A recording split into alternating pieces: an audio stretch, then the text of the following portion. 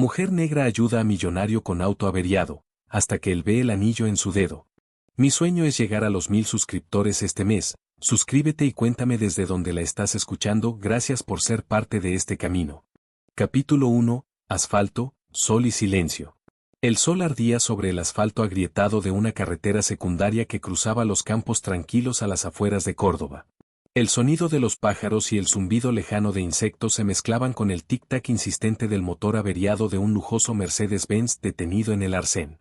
Dentro del vehículo, Julián Córdoba, empresario multimillonario, golpeaba el volante con frustración.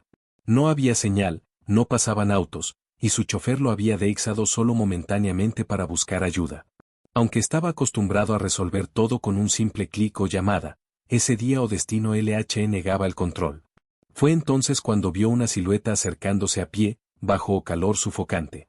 Una mujer, de piel oscura, camiseta sencilla y trancas largas, cargaba una mochila gasta expresa o serena. Su nombre era Eliana.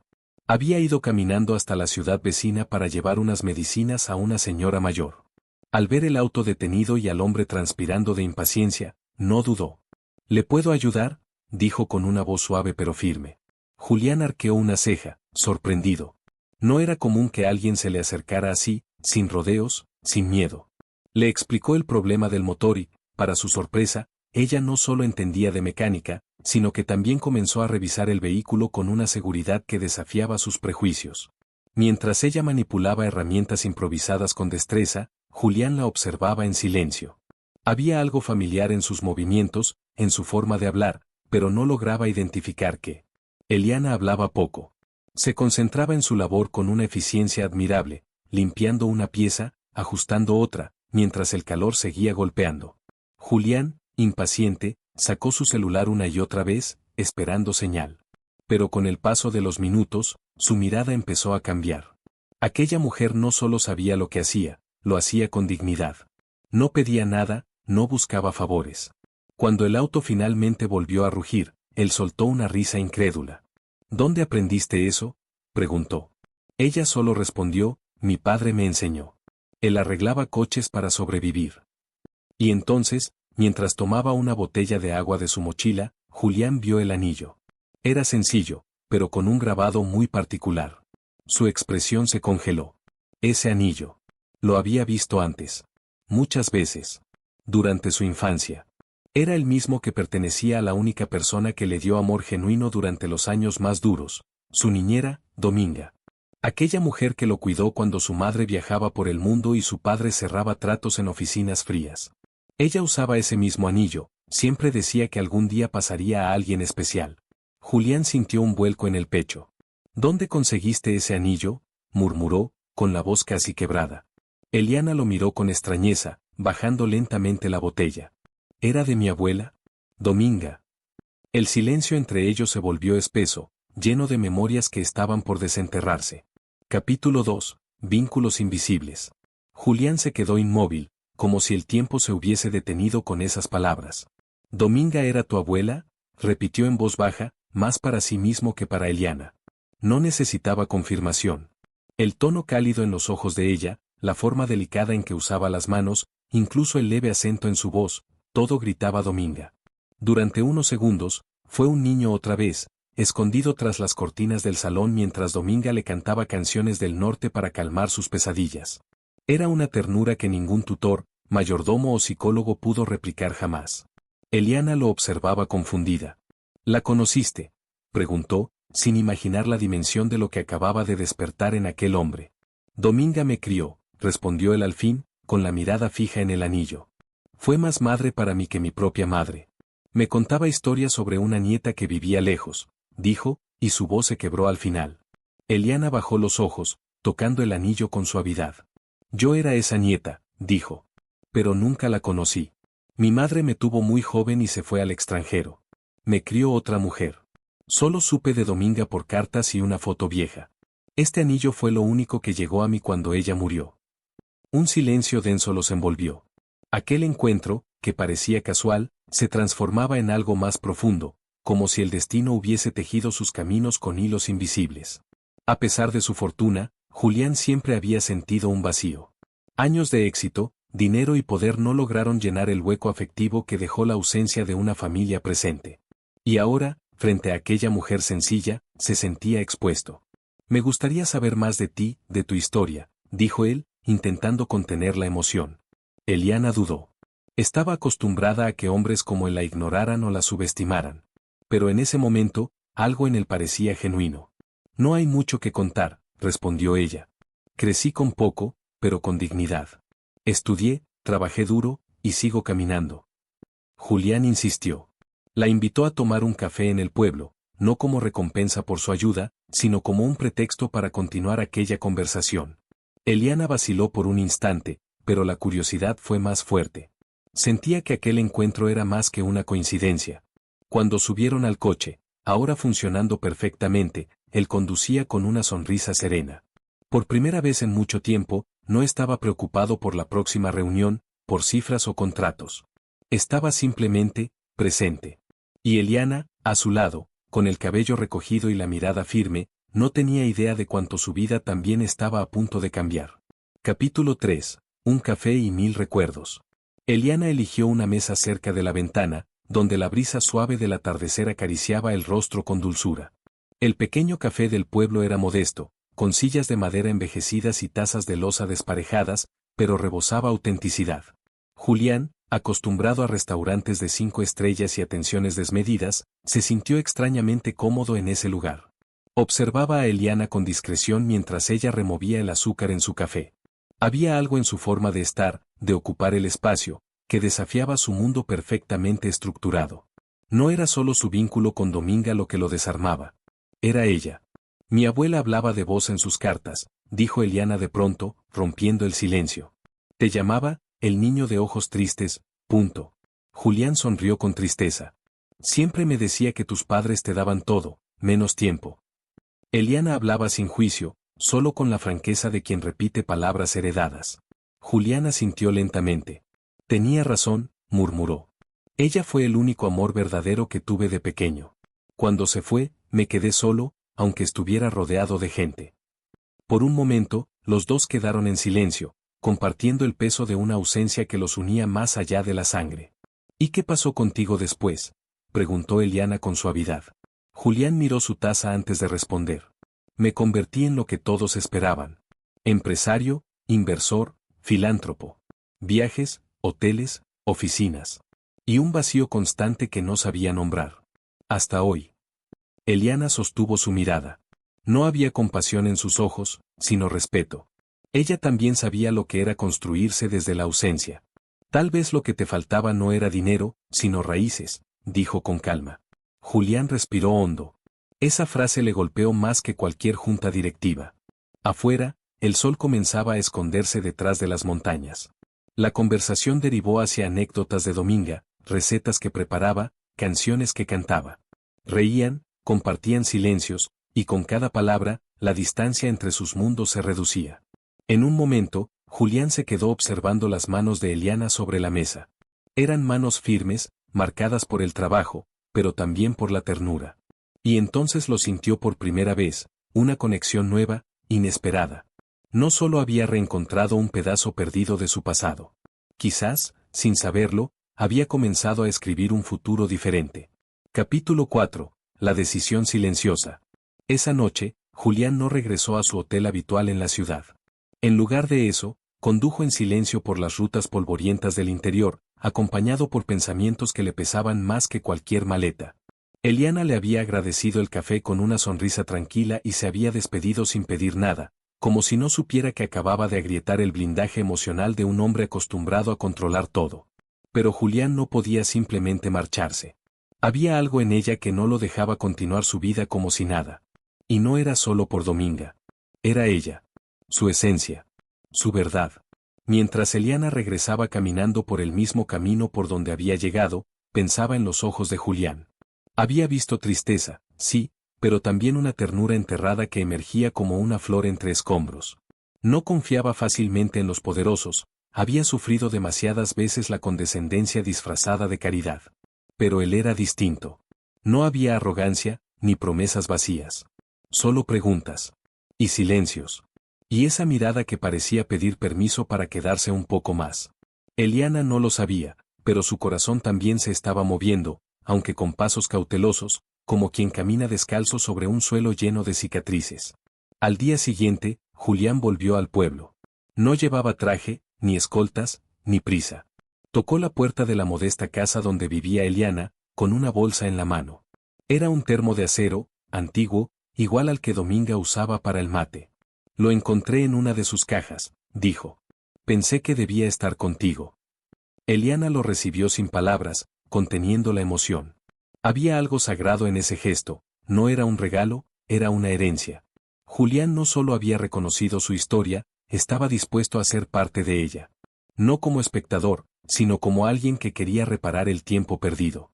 Esa tarde, se sentaron bajo un árbol en el patio, compartiendo el mate como lo habría hecho Dominga. No hablaron de planes, ni de negocios, ni de futuro. Hablaron de raíces, de olores que traen recuerdos, de lo difícil que es confiar otra vez cuando la vida te ha enseñado a estar alerta. Pero algo quedó claro entre los dos, no querían perderse de nuevo. Y aunque no lo dijeron en voz alta, ambos sabían que el destino les había puesto una segunda oportunidad sobre la mesa. Solo dependía de ellos tomarla. Y en ese instante, sin necesidad de palabras, tomaron la primera gran decisión, quedarse. Capítulo 5. El mundo de él y el silencio de ella. Pasaron algunos días. Julián, aún sorprendido por la paz que encontraba junto a Eliana, comenzó a visitar el pueblo con regularidad. Los vecinos lo miraban con desconfianza al principio, preguntándose qué hacía ese hombre elegante y de rostro conocido, caminando por las calles de tierra y comprando pan en la misma tienda que ellos. Pero él no parecía interesado en impresionar a nadie. Solo buscaba excusas para verla. Invitaciones sencillas, ayudarla con arreglos en la casa, acompañarla al mercado, escuchar las historias del barrio. Eliana aceptaba, pero siempre con prudencia. Su vida había sido tejida a pulso, sin atajos, y no quería convertirse en una nota de paso en la biografía de un hombre millonario. Un sábado por la mañana, Julián la invitó a acompañarlo a la ciudad. No para mostrarle su mundo, sino para compartir una parte de él. Eliana aceptó con dudas. Llevaba un vestido modesto y una mochila pequeña. Cuando llegaron a la galería de arte donde se realizaba una subasta benéfica, muchas miradas se volvieron hacia ellos. Mujeres maquilladas la evaluaban de reojo. Hombres hablaban bajito. Pero Julián no soltó su mano. ¿Te incomoda? Le preguntó con voz baja. Eliana respiró hondo. No, mientras no me sueltes tú. Y él no lo hizo. Ni cuando la presentaba como su amiga, ni cuando alguien le preguntó con tono altivo si era su nueva empleada. Ella es Eliana, respondió él. Y tiene más valor que toda esta sala junta. Pero al regresar al pueblo, el contraste golpeó fuerte. Eliana no dijo nada, pero su silencio hablaba. Esa noche, se encerró en su habitación y miró el anillo de su abuela. No sabía si estaba preparada para cruzar esa línea. No era miedo al amor, era miedo al desequilibrio. A perder la autonomía que tanto le costó. A no ser vista por quien realmente era. Julián lo sintió, aunque ella no dijera una palabra. Le escribió una nota que dejó bajo su puerta: no quiero ser el hombre que te aleje de ti misma. Solo quiero acompañarte si me dejas. Ella leyó la carta una y otra vez. Y esa madrugada, con los ojos mojados, entendió que tenía que decidir no solo por él, sino por ella. Mientras tanto, en la ciudad, la prensa comenzaba a murmurar. ¿Quién es la misteriosa mujer que acompaña al magnate Julián Córdoba? Los titulares no tardaron en aparecer. Y con ellos, las dudas, los juicios, los rumores. Eliana no tenía idea de lo que se avecinaba. Pero Julián sí. Y decidió prepararse. No iba a permitir que el mundo rompiera lo que apenas comenzaban a construir. Porque por primera vez en años, tenía algo que proteger. Y no era su dinero, ni su reputación. Era ella. Capítulo 6. Lo que escondía el silencio. Los días siguientes fueron inquietos. Eliana había guardado la carta de Julián entre las páginas de un libro viejo, pero no podía dejar de pensar en ella. El respeto con el que él se acercaba, su cuidado en no invadir, la confundía. No estaba acostumbrada a hombres que supieran esperar. Cuando al fin decidió hablar con él, lo citó en la vieja estación de tren abandonada donde solía sentarse a pensar. Julián llegó puntual, sin traje, sin reloj de lujo, como si entendiera que debía despojarse de todo para estar ahí. Tengo miedo, dijo ella al verlo. No de ti, sino de lo que esto pueda despertar en mí. Julián asintió. Yo también tengo miedo, Eliana. Pero prefiero sentirlo contigo que seguir vacío sin ti. En medio de ese acercamiento, una fotografía se filtró en las redes, Julián y Eliana caminando juntos en el centro. La imagen se volvió viral en pocas horas. Los comentarios eran crueles, algunos racistas, otros condescendientes. ¿Quién es ella? No tiene pinta de su círculo, seguro es otra historia pasajera. Eliana lo descubrió cuando fue al cibercafé del pueblo. Las palabras la golpearon como bofetadas. No por lo que decían, sino por lo que no entendían, ella no era la mujer de. Era una mujer entera, con historia, valor y cicatrices. Se encerró en su casa y no contestó los mensajes de Julián durante 3 días. Julián, por su parte, se debatía entre la ira y la impotencia. Podía mandar callar medios, pero no las voces ignorantes del mundo. Decidió ir a buscarla en persona. Golpeó su puerta una y otra vez hasta que ella, cansada y con los ojos hinchados, se la abrió. «¿Viniste a explicarme por qué tu mundo me escupe sin conocerme?», preguntó con voz quebrada. «No», respondió él. «Vine a decirte que no te merecen. Pero yo sí quiero merecerte». Eliana se derrumbó en llanto. No por debilidad, sino porque por primera vez alguien elegía quedarse incluso cuando la tormenta arreciaba. Esa noche hablaron largo. De sus miedos, de la presión de los medios, de las raíces que ella defendía y de los privilegios que él estaba dispuesto a cuestionar. Julián le propuso algo inesperado: «Vámonos. Solo tú y yo. Donde podamos construir algo sin los ojos del mundo encima». Eliana no respondió de inmediato. No porque no quisiera, sino porque sabía que, si decía sí, ya no había vuelta atrás. Capítulo 7. El refugio en las montañas. Decidieron desaparecer por un tiempo. Julián tenía una cabaña en las montañas, un lugar que ni sus socios conocían. Allí, entre árboles altos y ríos cristalinos, Eliana respiró profundo por primera vez en semanas. Aprendió a encender la chimenea, a caminar descalza en la hierba mojada al amanecer, a preparar café con calma. Julián se convirtió en un hombre diferente, cortaba leña, cocinaba sin ayuda, escuchaba en silencio. Por primera vez, no era el centro de todo, y eso lo aliviaba. Allí, lejos de cámaras y etiquetas, Eliana dejó de sentirse observada y empezó a sentirse vista. Pasaron los días entre conversaciones profundas y silencios cómodos. Julián le mostró sus diarios antiguos, donde hablaba de Dominga, de su niñez solitaria, de su deseo de formar una familia que no fuera de apariencias. Eliana compartió sus poesías, sus cartas a una abuela que nunca conoció, sus sueños de abrir una biblioteca comunitaria en el pueblo. Descubrieron que tenían heridas parecidas, aunque venían de mundos distintos. Se reían, discutían y se perdonaban. Se elegían. Sin promesas, pero con verdad. Una tarde, mientras caminaban junto al río, Eliana tropezó y cayó. Julián corrió a ayudarla, preocupado. Ella rió, restando importancia, pero él se arrodilló para revisar su tobillo. Fue en ese momento, al verla reír en el suelo, que entendió que no quería una vida sin ella. «¿Te casarías conmigo?», soltó, sin anillo, sin rodillas temblorosas, solo con el corazón en la mano. Eliana se quedó helada. No por miedo, sino por la intensidad de lo real. «No necesito una boda», dijo. «Pero sí necesito saber que estás aquí para quedarte». Julián asintió. «Entonces, me quedo». En los días siguientes, hablaron de planes. Julián propuso financiar la biblioteca de Eliana, pero ella lo detuvo. «No quiero que se vea como caridad. Quiero que lo hagamos juntos. Con dignidad». Él entendió. No se trataba de dinero, sino de equidad. De respeto. Y así, comenzaron a diseñar un nuevo proyecto. Uno que mezclaba libros, comunidad, memoria y futuro. Capítulo 8. Ecos del pasado. Al regresar al pueblo, se encontraron con una comunidad dividida. Algunos los recibieron con sonrisas, otros con susurros. Pero Eliana no se escondió. Fue casa por casa invitando a los vecinos a la primera reunión para construir la biblioteca. Julián, con humildad, escuchaba más de lo que hablaba. En una de esas visitas, una mujer mayor se acercó a Eliana y le dijo: «Tu abuela estaría orgullosa. Ella soñaba con esto». Esa noche, Eliana lloró en silencio, abrazada a Julián, sintiendo que cerraba un ciclo ancestral. Pero no todo era armonía. Un periodista sensacionalista apareció en el pueblo, buscando escándalos. Quería fotos, titulares, provocaciones. Se presentó en la reunión comunitaria y comenzó a hacer preguntas maliciosas.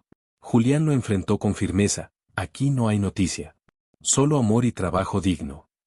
Eliana, sin perder la calma, tomó el micrófono: si quieren hablar de algo, hablen de cómo las palabras pueden destruir o construir. Yo elegí construir. El aplauso fue unánime. El periodista, frustrado, se marchó. Pero la tensión había dejado huella. Esa noche, Julián comprendió que su vida ya no podía separarse de la de Eliana. No por romanticismo, sino porque juntos eran mejores. Él aprendía de ella una forma nueva de estar en el mundo, más humana, más presente. Y ella aprendía que no todos los poderosos eran enemigos. Que algunos estaban dispuestos a desaprender, a comenzar de nuevo, incluso desde el amor. A la mañana siguiente, empezaron la obra. Niños, abuelos, maestros, todos colaboraban. Julián levantaba paredes, Eliana organizaba libros. Y en medio del polvo y la madera, había esperanza. No solo construían una biblioteca. Estaban construyendo un nuevo nosotros. Capítulo 9. Cuando la tormenta llega. El día de la inauguración de la biblioteca, una tormenta inesperada cubrió el cielo del pueblo. Pero ni el agua ni el barro detuvieron a los vecinos. Todos llegaron con botas, paraguas y sonrisas. La biblioteca, llamada Dominga, brillaba con luces cálidas y estanterías llenas. Julián pronunció un discurso breve pero sincero. Eliana leyó una carta escrita por su abuela hace décadas, que había encontrado entre los diarios de Julián. Las lágrimas no faltaron. Ese día, todos comprendieron que no era una inauguración. Era una sanación colectiva. Pero al día siguiente, una carta llegó al despacho de Julián en la ciudad. Su empresa había perdido un contrato millonario por decisiones personales mal vistas por inversores. Sus socios le exigían alejarse de Eliana para recuperar la imagen. Julián no dudó. Tomó un avión, renunció a la presidencia y transfirió parte de su fortuna a un fondo social. Sus palabras al irse fueron claras: mi reputación vale menos que lo que encontré en un camino de tierra. Esa noche, Eliana recibió una llamada. Era Julián: soy libre. Y lo soy gracias a ti. Eliana, sin saber si reír o llorar, entendió que amar también era revolucionar. Que su dignidad no solo la había salvado a ella, sino también a él. Esa noche, se sentaron en el techo de la biblioteca, mirando las estrellas, compartiendo un silencio que lo decía todo. La lluvia había limpiado más que las calles. Había despejado el alma. Y en ese momento, sin necesidad de promesas ni votos, se supieron familia. Capítulo 10. Lo que se hereda con el corazón. Los días que siguieron a la renuncia de Julián fueron extraños. Por un lado, sentía un alivio profundo, como si por fin respirara aire puro tras años de encierro. Por otro, el vértigo de haber dejado atrás un imperio construido con décadas de esfuerzo comenzaba a asomar. Pero cada vez que veía a Eliana enseñando a los niños a leer, o escuchaba a los ancianos contar historias en voz alta en la nueva biblioteca, recordaba por qué lo había hecho. Ese lugar, esa mujer, esa nueva vida, le daban un sentido que ningún balance financiero había logrado jamás. Eliana, por su parte, enfrentaba su propio proceso. Durante años, había aprendido a caminar sola, a desconfiar, a levantarse cada vez que el mundo intentaba empujarla. Y ahora, abrir el corazón era su acto más valiente. No por debilidad, sino por elegir compartir el camino. Había algo en Julián que le devolvía la fe en la ternura. No por lo que tenía, sino por lo que estaba dispuesto a dejar. Por eso, una tarde, le entregó su cuaderno de cartas a Dominga. Esto es lo más íntimo que tengo. Y quiero que lo leas. Julián lo sostuvo como si tuviera oro entre las manos. En esas páginas escritas con tinta corrida y palabras imperfectas, él descubrió el alma de Eliana. Cada párrafo era un mapa de su dolor, su esperanza, su rabia, su ternura. Lloró en silencio al leerlos. Luego la abrazó con fuerza.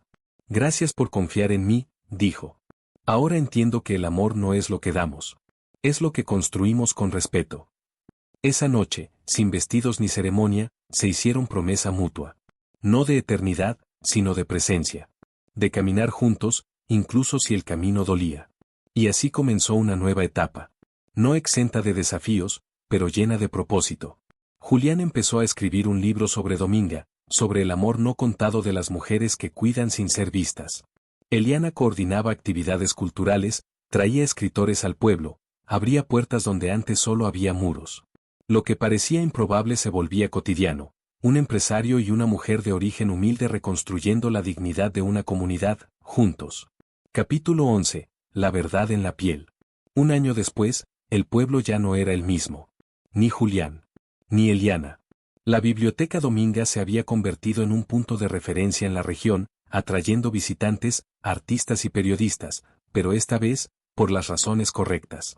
Un canal nacional pidió hacer un reportaje sobre el proyecto. Julián dudó. Eliana también. Pero aceptaron con una condición, que fueran los vecinos quienes contaran la historia. Y así fue. Abuelas hablando de esperanza, niños mostrando sus dibujos, jóvenes leyendo poesía frente a cámaras. No hubo escándalo. Hubo verdad. En medio de la entrevista, el periodista preguntó, ¿cómo empezó todo esto?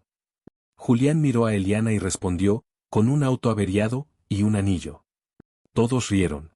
Luego, ella agregó, y con una abuela que amó tanto, que dejó huellas incluso después de irse. El periodista no preguntó más. Se quedó en silencio, conmovido. A veces, las mejores historias no necesitan adornos. Solo necesitan ser contadas desde el alma. Esa noche, mientras caminaban de regreso a casa, Julián le mostró algo. Era un pequeño paquete envuelto en tela. Quiero que lo tengas tú. Al abrirlo, Eliana encontró un nuevo anillo, hecho por un artesano local, con una piedra pequeña incrustada y la inscripción, para seguir caminando juntos. Ella lo miró, con lágrimas en los ojos. No necesito un símbolo, pero este me lo quedo.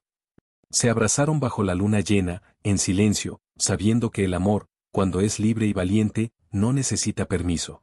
Y así, sin avisos ni fuegos artificiales, decidieron formar una familia. No con apuros ni presiones, sino con raíces. Una familia nacida de la memoria, de la lucha, del respeto. Una familia donde el apellido no importaba, pero sí la historia que estaban construyendo. Capítulo 12. El legado de Dominga. Pasaron los años. La biblioteca se amplió, se crearon talleres, becas, una pequeña editorial local. Niños que antes nunca habían tenido un libro propio ahora escribían los suyos. Ancianos analfabetos aprendieron a firmar sus nombres. Y entre estanterías y sillas de madera, Julián y Eliana envejecían juntos, pero más vivos que nunca. A veces, llegaban jóvenes de otros lugares preguntando por ellos. ¿Es verdad que un millonario dejó todo por amor? No, respondía Eliana. Lo dejó todo por dignidad. El amor vino después, y lo multiplicó. Un día, llegó una carta. Era del Ministerio de Cultura, anunciando que la Biblioteca Dominga sería declarada Patrimonio de la Comunidad. Julián la leyó en voz alta, con la voz entrecortada. Dominga, lo logramos, murmuró. Colocaron una placa en la entrada, aquí se siembra lo que no se ve, pero florece en el alma. Todos aplaudieron. Nadie mencionó el pasado turbulento. Solo celebraron el presente. Esa noche, en el mismo banco bajo el árbol donde todo comenzó, Eliana y Julián se sentaron en silencio. Ella tomó su mano y dijo, a veces me pregunto si ese auto realmente se averió, o si fue Dominga desde allá arriba haciéndonos una jugarreta. Julián rió. No lo sé. Pero agradezco cada tornillo suelto que me trajo hasta ti. Se quedaron ahí, mirando el cielo, sin necesitar más palabras. Porque cuando una historia nace del dolor pero se construye con amor, no termina. Se transforma en legado. Y el de ellos, como el de Dominga, no cabía en una sola vida. Iba a seguir brillando en cada página abierta por manos pequeñas. En cada mirada que sepa ver más allá del color de la piel. En cada encuentro inesperado que nos recuerda que el amor verdadero, a veces llega en forma de un anillo olvidado.